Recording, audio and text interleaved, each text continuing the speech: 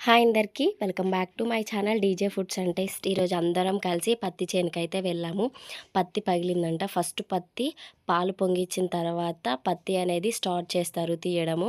First మా mummy అయితే పొయ్యిని ready చేసి దానికి పుదిచ్చింది మంచిగా.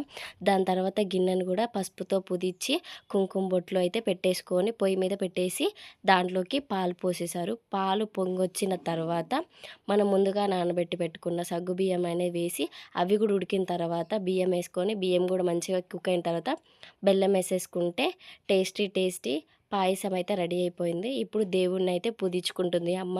మంచిగా కడిగేసి పూలను పసుపును పెట్టేసి మంచిగా పూజించుకొని అగరబత్తులు అయితే ముట్టించేసి ప్రసాదం పెట్టేసింది అమ్మ. ప్రసాదం పెట్టేసి మొక్కుకొని కొబ్బరికాయ అయితే కొడుతున్నారు. మీ దగ్గర కూడా ఇలాగే చేస్తారో లేదో నాకు కామెంట్ ద్వారా తెలపండి. మమ్మీ కొబ్బరికాయ కొట్టేసి మళ్ళీ ఒకసారి మొక్కుకొని ఫస్ట్ పత్తి అయితే తెంపేసి దేవుడి దగ్గర అయితే పెట్టేసి దండలాగా చేసి దేవుడికైతే సమర్పించారు. దానికి కొంచెం కుంకుమ బొట్లు అయితే పెట్టేసి మళ్ళీ ఒకసారి మొక్కుకున్నారు అమ్మ. మొక్కుకొనేసి మేమందరం కూడా మొక్కుకొని మమ్మీ వెళ్ళి ఒకసారి పత్తి కొంచెం అనేది తీసేసి పెట్టేసుకున్న తర్వాత మేము అందరం కలిసి పాయసం అనేసి తినేసి ఇంటికి వచ్చాం. ఈ వీడియో నచ్చితే లైక్ చేయండి. కొత్తగా నా ఛానల్ని చూస్తే సబ్స్క్రైబ్ చేసుకోండి.